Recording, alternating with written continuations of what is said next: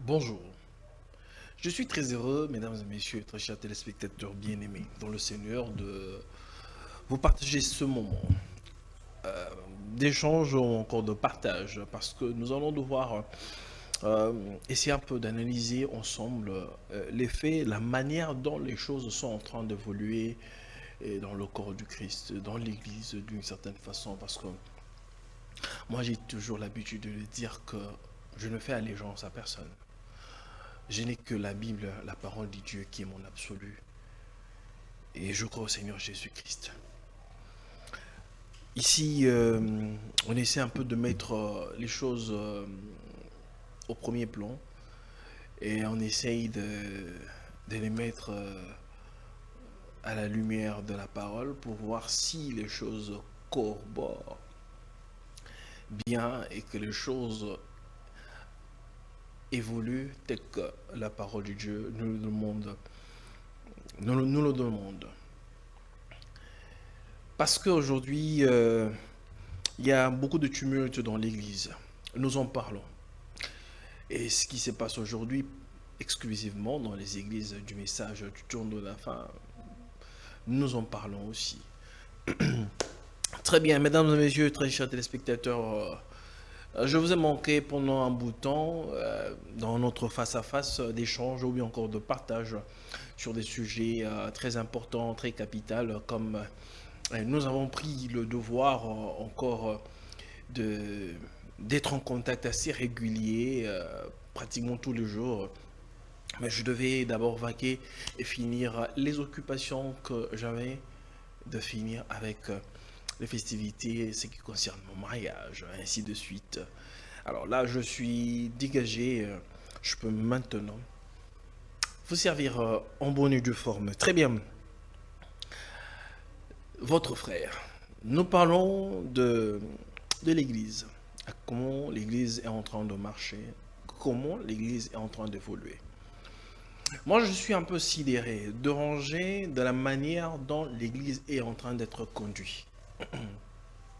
Comment les gens se comportent aujourd'hui dans l'Église. Avant de pouvoir entrer dans les vifs de cette émission, de parler exclusivement de cette question qui dérange les enfants de Dieu de partout, il y a tant d'éléments,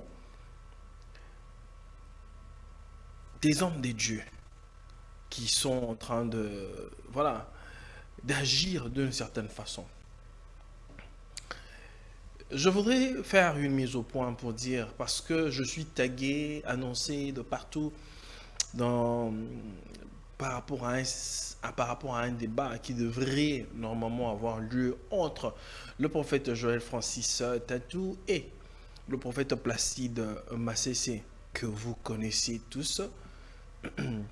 Si je parle aux enfants de Dieu, et je ne parle pas à une catégorie de religion, mais plutôt aux enfants de Dieu, ben, euh, je viens vous annoncer ici de manière officielle que ce débat n'aura plus lieu. Pourquoi? Parce que il y a eu tant de choses qui font en sorte que ce débat n'ait pas lieu. Peut-être je vous reviendrai avec euh, en détail. J'ai tous les éléments avec moi, mais mon esprit n'est pas encore convaincu de vous dire les tenants et les aboutissants de ce débat. Nous avons parlé avec le prophète Joël Francis et nous avons aussi parlé avec le prophète Placide sur la question. Je vous reviendrai, je crois, demain, Dieu voulant, avec tous les détails qu'il faut. Alors, parlons de l'Église aujourd'hui. Moi, à tout moment que j'ai mes plateaux, que ce soit les plateaux de débat ou encore les face-à-face, je m'insurge toujours sur une seule question. Je fais comme la sonnette d'alarme. Je suis en train de faire voir au peuple ou bien aux enfants des dieux d'observer très bien le temps dans lequel nous sommes, la période dans laquelle nous sommes en train de passer. Pourquoi? Parce que nous ne devons pas nous leurrer. Nous ne devons pas être distraits. J'ai comme l'impression, c'est comme si les pasteurs sont en train d'endormir les enfants de Dieu inutilement. Les pasteurs ne font plus le travail leur assigné. Les pasteurs font des choses que je n'arrive pas à comprendre. Comment est-ce que les hommes de Dieu aujourd'hui, qui sont appelés à édifier les enfants de Dieu, à enseigner et à les préparer, parce que nous allons à l'église pour écouter la parole de Dieu afin de préparer nos âmes pour la rencontre du Seigneur Jésus. Quand nous n'allons pas à l'église pour voir comment beau est le temple, comment on chante tellement bien. Oui, tout ça, ça fait partie du culte, mais l'adoration, ainsi de suite. Mais nous allons édifier nos âmes. Mais les églises aujourd'hui sont devenues comme des campagnes de politique. Et voilà, chacun essaye de se montrer combien il est si grand. Mais en entre-temps, les enfants de Dieu sont en train de mourir. De fois, quand je lis Apocalypse chapitre 5,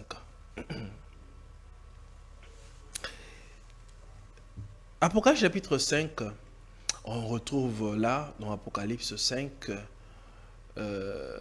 où on dit quand l'agneau prit le livre. Excusez-moi, ma voix n'est pas si bonne. Quand l'agneau prit le livre, la fumée est entrée dans le temple, l'intercession est finie. Je me pose toujours des questions. Je me pose beaucoup de questions. Est-ce la portion de l'écriture d'Apocalypse 5 n'a-t-elle déjà pas eu lieu d'une certaine façon? À voir, quand on a des yeux spirituels, on peut comprendre et déceler certaines choses. Il faut avoir une sensibilité. Je ne dis pas, je n'affirme pas ici que c'est exact, tel que je le dis, mais je me pose des questions. En regardant la manière dont les choses sont en train d'évoluer aujourd'hui. Est-ce l'Église aujourd'hui n'est pas en train de vivre cette portion d'écriture ou bien son accomplissement d'une certaine façon? Parce que quand on essaie un peu d'interroger les Écritures, on regarde, on observe très bien que quand Noé est entré dans l'arche, c'est-à-dire qu'il y a eu un moment où le prophète Noé a sensibilisé le peuple qu'il fallait entrer dans l'arche. Mais quand Noé est entré dans l'arche, et ce n'est pas Noé qui avait fermé la porte, tout bon lecteur de la Bible ne me dira pas le contraire. Et c'est Dieu qui avait fermé la porte. Et la pluie n'est pas tombée le même jour. La pluie n'est pas tombée le même jour. Alors je me pose la question, parce que tous nous attendons l'enlèvement. Mais est-ce que la dernière brebis ou bien le dernier élu n'est peut-être pas entré et que nous sommes en train de faire, voilà, beaucoup de bruit alors que c'est déjà fini? Jamais un homme de Dieu, comme il le dit ici bien, le temps des églises est terminé. Le temps des pasteurs est déjà terminé. N'avez-vous pas remarqué que l'église est tellement froide? L'église est froide. Pourquoi? Parce que il y a le type des enseignements qui sont apportés aujourd'hui dans l'église qui ne peuvent en aucun cas aider les âmes ou encore le cœur des enfants de Dieu à grandir, à conserver le feu.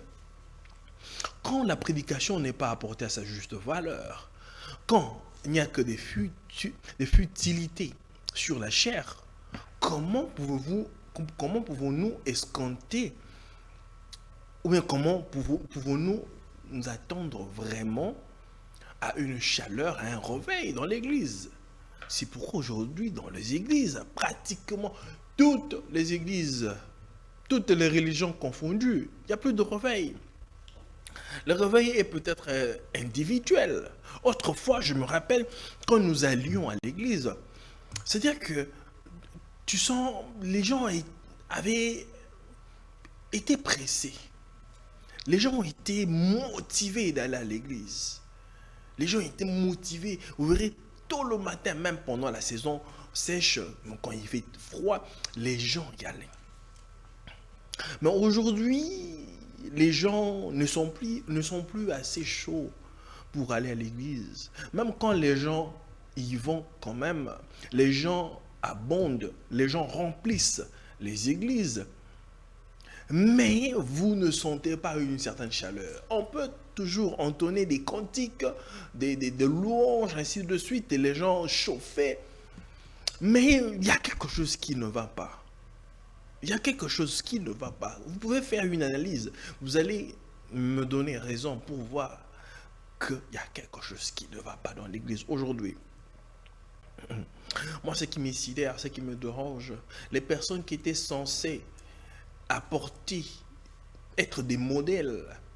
Mais malheureusement, ces personnes-là ne sont plus des modèles. Ce sont des personnes qui veulent faire plus le buzz. Ce sont des personnes qui veulent voilà, faire des choses tout simplement pour se faire voir. Et le pasteur veut prendre la place de Dieu. Et que les enfants de Dieu sont maintenant, au lieu que les enfants de Dieu soient dans le cœur de Dieu, mais plutôt, les enfants de Dieu sont dans le cœur du pasteur.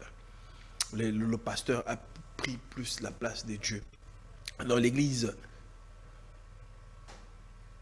comment ne voulons-nous pas voir une église comment ne pas dire que l'église est assez froide?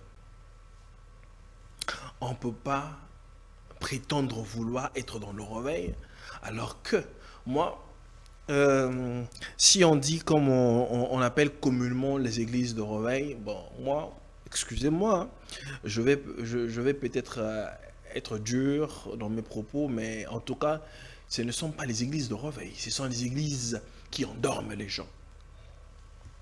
Comment les hommes de Dieu, des fois je suis dans les lives sur voilà, les plateformes sur TikTok, Facebook, ainsi de suite, je vois certains, ceux qui se disent serviteurs de Dieu.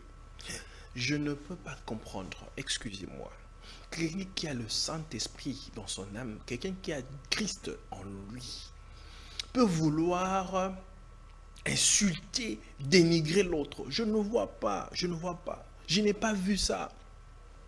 Si on doit prendre le modèle, je n'ai pas vu l'apôtre Pierre le faire, je n'ai pas vu Jean le faire, je n'ai pas vu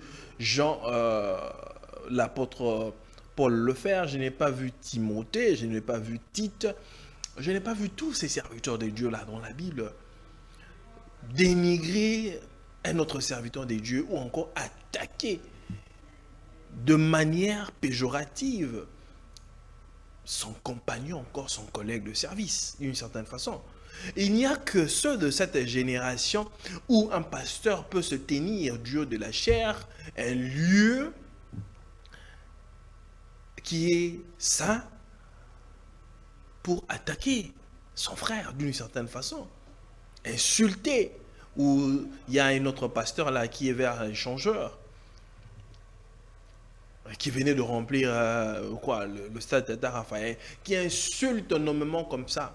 Lui, il va plus loin pour dire que le Jésus de Nazareth, là, c'est un faux Jésus. Il n'a même pas. C'est-à-dire, Nazareth veut dire, voilà, c'est matière fécale.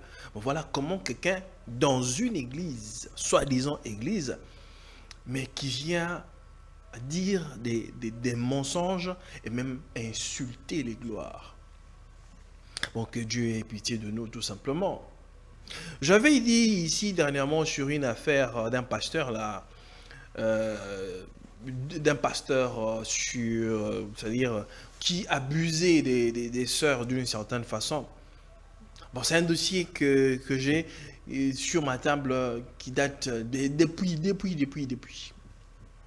Ben, beaucoup de gens se sont insurgés contre moi. Frère Jules, comment est-ce que tu pouvais dire des choses comme ça? Mais c'est une vérité. C'est une vérité.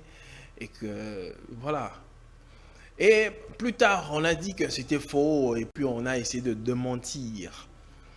la nouvelle. Mais la vérité finit toujours par éclater. La vérité finit toujours par être au grand jour. Il s'avère que le pasteur devrait normalement être remplacé. Ils sont passés par un vote, mais le pasteur ne veut pas lâcher du tout. Moi, je me dis, dans ce cas ici, une église, voilà, comment, d'une certaine façon, le Seigneur Jésus-Christ est dans son humanité. Il pouvait aussi tomber. Il pouvait aussi céder. Il pouvait aussi céder. La chose qui m'amène ce soir, aujourd'hui, mes chers frères, chères sœurs, c'est la guéguerre qu'il y a au Dieu de la chair des enfants, des juifs, des pasteurs. Vous savez, froid au dos et voilà.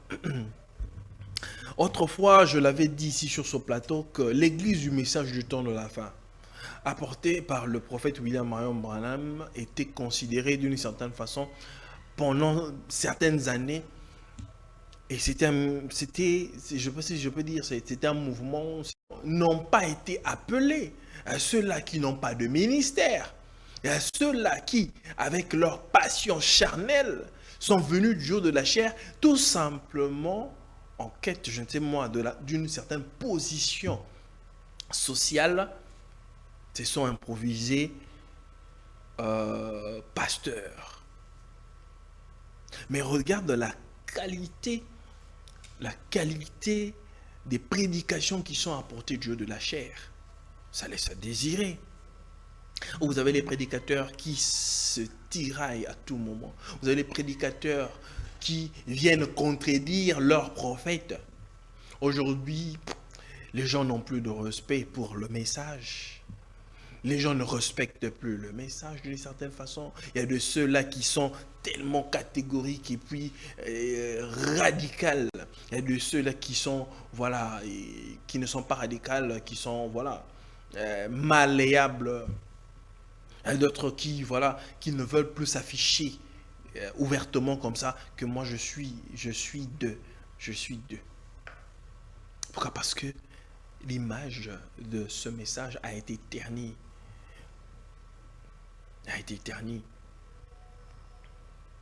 Parce que la parole de Dieu n'est plus apportée à sa juste valeur. Je vous disais tout à l'heure que la chose qui est cœur, qui dérange aujourd'hui, c'est de constater les enfants de Dieu, que vous soyez pasteur, que vous soyez diacre, que vous soyez ancien, que vous soyez archevêque, je ne sais qui, nous sommes tous enfants de Dieu. Parce qu'aujourd'hui, les gens se sentent un peu voilà, mal à l'aise quand on les appelle frères. C'est-à-dire quand quelqu'un est archevêque, je ne sais pas moi, prophète ou quoi que ce soit, quand vous l'appelez frère, ils se sentent lésés. Ah, pourquoi moi je ne suis pas frère? Et moi je suis prophète, moi je suis pasteur, moi je suis bishop, moi je suis révérend. Oh, ce ne sont que des titres. Nous sommes tous enfants de Dieu. Nous sommes frères en Christ. Le Seigneur Jésus-Christ, notre Dieu lui-même, a appelé aller vers, aller voir mes frères. Donc il a appelé, il avait des frères. Il a considéré tous ceux qui étaient tout autour de lui comme ses frères. Il ne les a pas regardés de manière condescendante. Non, non, pas du tout.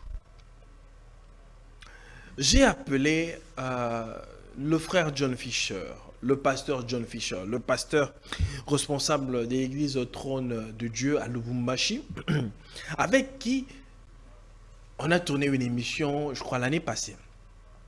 Si je ne m'abuse, ce doit être au mois de septembre ou bien au mois d'octobre, quelque chose du genre. Nous avions tourné une émission, c'était une exclusivité où John Fisher s'était exprimé à cœur ouvert de sa sortie à Barouti Tabernacle jusqu'à s'y rendre à Lubumbashi où il séjourne, où il vit désormais. Bon, John Fisher a dit que c'était indépendamment de sa volonté que j'avais été poussé à la porte ou à sortir de Baroti Tabernacle alors que ce n'était pas mon désir, ce n'était pas ma volonté. Mais j'ai été poussé tout simplement. Il a dit tant de choses, qu'on l'a accusé de beaucoup de choses. Mais malgré ça, il est parti, il a préféré aller très loin pour aller rester, chercher une quiétude et rester calme. On a parlé avec lui. Il fallait que nous contactions aussi le pasteur Carlos parce que John Fisher accuse le pasteur Carlos d'être de mèche avec les personnes qui lui en veulent et qui sont derrière ses trousses pour lui créer des problèmes d'une certaine façon.